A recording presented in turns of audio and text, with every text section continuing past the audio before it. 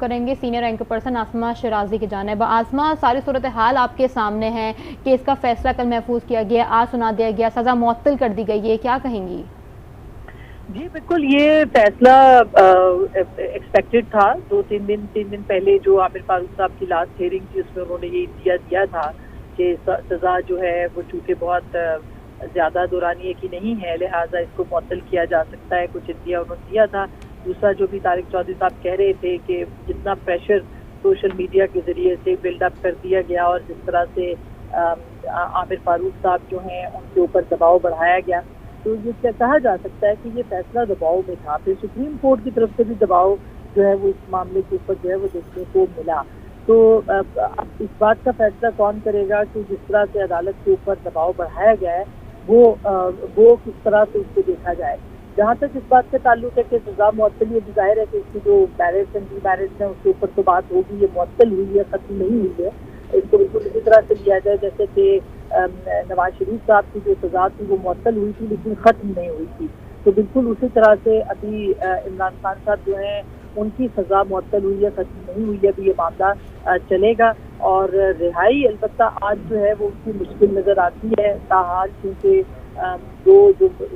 मुतफर्रिक cases हैं उसके अंदर अटक जेल में ही चेयरमैन तहरीक इंसाफ की जो गिरफ्तारी है वो अमल में लाई जा चुकी है, जैसे कि ऑफिशियल सीक्रेट एक्ट के तहत भी जो हमारी इत्तलात हैं और 9 मई की जो दहशतगर्दी के मामला थे वो भी। तो बाकी जाहिर है कि तफसीली फैसला आएगा तो ये देखना पड़ेगा कि जो बाकी अपीलें थी तहरीक इंसाफ के चेयरमैन की तरफ से,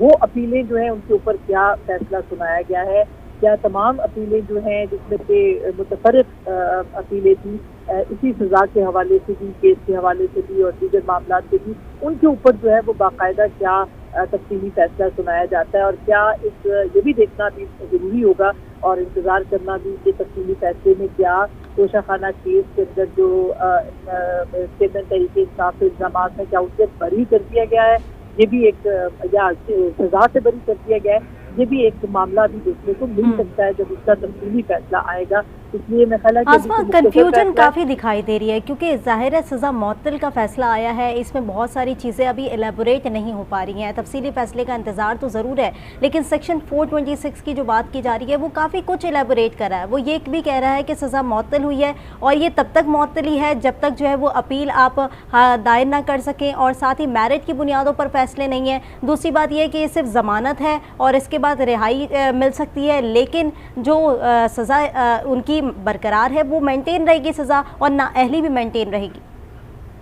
जी, चूंकि सज़ा बरकरार अगर मुअत्तल हुई है, ख़त्म नहीं हुई है, तो फिर तो जाहिर है कि उनकी नाअहली भी बरकरार रहेगी। अगर सज़ा ख़त्म हो गई तो फिर जाहिर है कि उनकी नाअहली भी ख़त्म हो सकती है। लेकिन चूंकि ये सज़ा जो है बरकरार होने का ना होने का फैसला अभी तफसीली फैसले में सामने आएगा, तो इसलिए उसका इंतज़ार करना ही पड़ेगा। आमिर फारूक साहब जो हैं वो इसको तफसीली तौर पर लिखेंगे। अभी मुख्तसर हुक्मनामा है या थोड़ी मुख्तसर तरीके से सुनाया गया, लेकिन इसके बाद जो इसके रेप्लिकेशन हैं, इसके जो असरात हैं, इसका क्या होगा वो तो कानूनी माहिरीन ही जो है वो देख पाएंगे। इससे ज़्यादा जो बड़े मामला हैं वो जाहिर है कि तोशाखाना तो एक केस था जिसमें कि अगर आप प्रोसीडिंग्स अगर आपको याद हो तो चेयरमैन तहरीक इंसाफ को गवाह पेश करने को कहा गया था और वो गवाह उन्होंने कहा था आखिर में कि मैं पेश करूंगा, लेकिन वो गवाह पेश नहीं कर पाए थे या उनको वक्त नहीं दिया गया था। चेयरमैन तहरीक इंसाफ की यही प्ली थी कि ये जो उजरत में ये फैसला सुनाया गया है और ये फैसला मैरिज के ऊपर नहीं है। तो अब देखना यही है कि क्या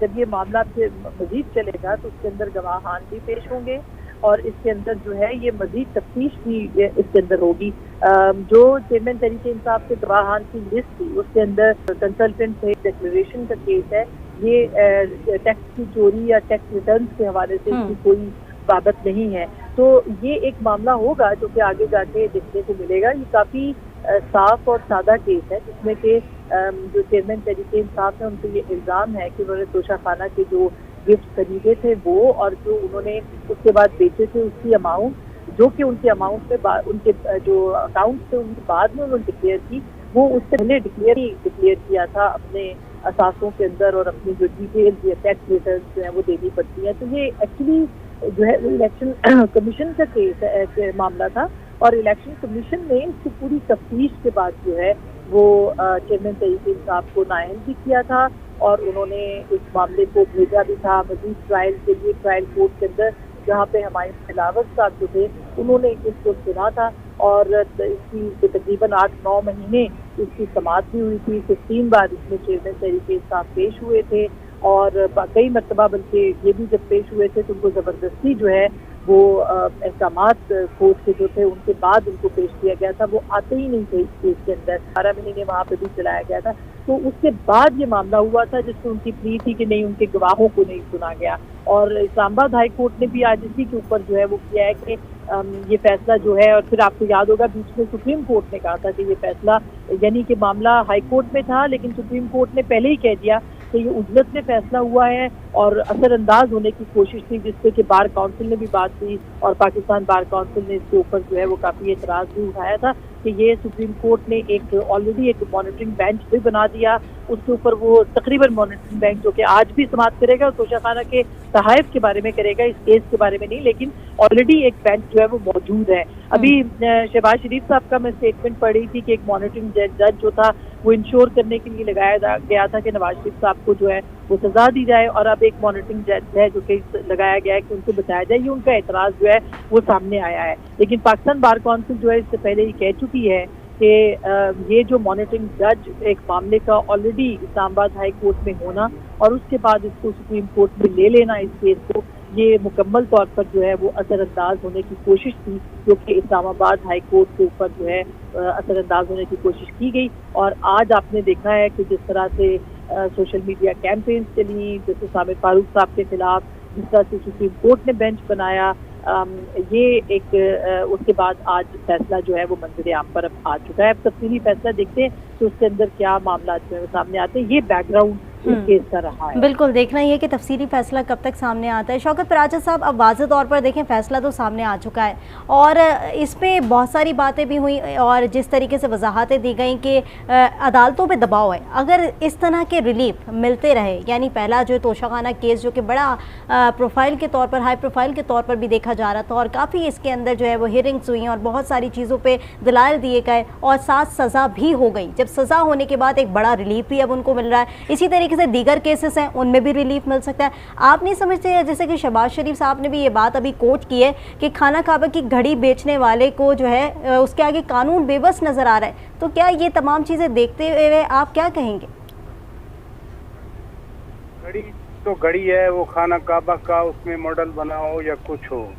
और घड़ी जब इनकी मिल्कियत है, अपनी मिल्कियत पैसे दे के क्लेम कर रहे हैं कि 20% से 50% हमने कीमत बढ़ाई, वो तो एक रिलीजियस या मॉरल